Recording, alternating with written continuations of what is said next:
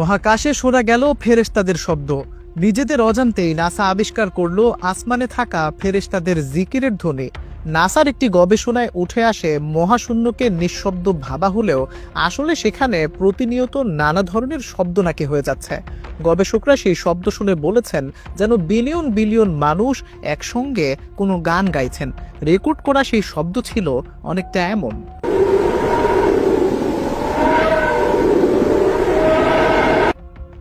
অথচ শবে মেরাজের রাতে রাসূলুল্লাহ সাল্লাল্লাহু আলাইহি ওয়াসাল্লাম ইরশাদ ফরমাইয়াছিলেন, মহাকাশে প্রতিনিয়ত ফেরেশতারা জিকির করছেন।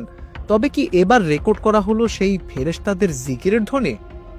আবু দার রাদিয়াল্লাহু তাআলা আনহু বলেন, রাসূলুল্লাহ সাল্লাল্লাহু আলাইহি ওয়াসাল্লাম যখন মেরাজ থেকে ফিরে আসেন তখন তাকে প্রশ্ন করা হয়েছিল, আপনি আকাশে কি দেখেছেন বা কি শুনেছেন?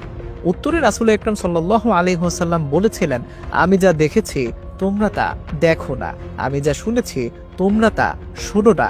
আকাশে প্রচন্ড কাঁপুনির শব্দ হচ্ছে, আর তা হওয়ার কারণ আছে আকাশের 4 আঙ্গুল পরিমাণেও জায়গা খালি নেই। সবখানেই ফেরেশতারা সিজদায় আছেন আর আল্লাহর জিকির করছেন।